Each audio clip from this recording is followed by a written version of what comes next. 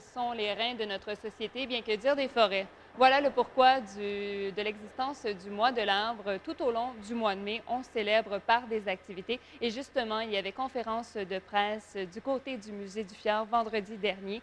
On était sur place également pour le dévoilement. Qui d'autre que le ministre des Ressources naturelles, également député de Dubuque, M. Serge Simard, qui a fait le lancement de cette programmation chargée puisque 150 activités en tout seront pratiquées là, au niveau des municipalités. On a vraiment sollicité, invité les gens à contribuer et à poser des gestes significatifs.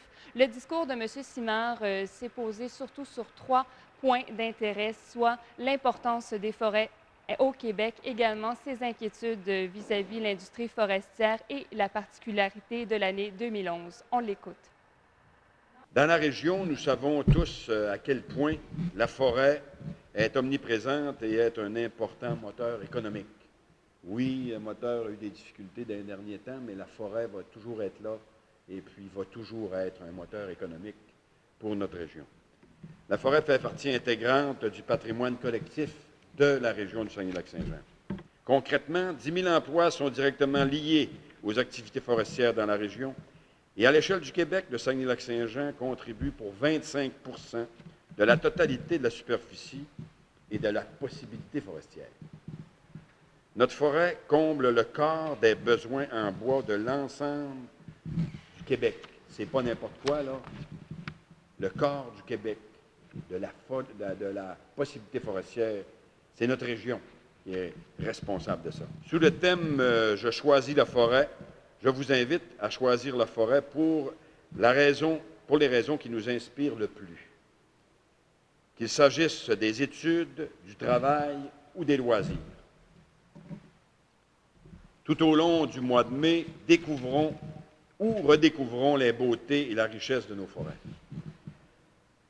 La forêt se prête à de multiples usages. La menuiserie, la construction, la chasse, la pêche, et les possibilités sont illimitées.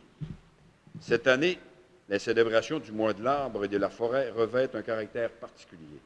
L'année 2011 a été proclamée Année internationale des forêts par l'Organisation des Nations unies. Durant le mois de mai, 48 municipalités organiseront dans la région et planifieront plus de 150 activités. Plantations et reboisement, séances d'information, activités éducatives, laboratoires de sciences, dîners-conférences et distribution d'arbres à la population, voilà quelques activités qui composent notre programmation dynamique. Il y en aura pour tous les goûts qui sauront satisfaire tant les enfants, les adultes, les familles. Ça, j'en suis certain. On a une inquiétude, puis je pense que l'association forestière peut le dire également. Actuellement, avec le Cégep de Saint-Félicien, on a des inquiétudes au niveau de nos étudiants. On a moins de gens qui sont intéressés par la forêt. Pourquoi? C'est clair qu'on sait pertinemment qu'il y a eu beaucoup de difficultés dans la forêt. C'est que le plus malheureux, c'est que ça fait des années que ça dure. Donc, on assiste à une mutation importante de l'industrie forestière, on assiste à une mutation importante de l'économie en général dans le monde face à la forêt, et de là l'importance de se positionner correctement, mais il faut que notre région soit un leader au niveau de ce repositionnement.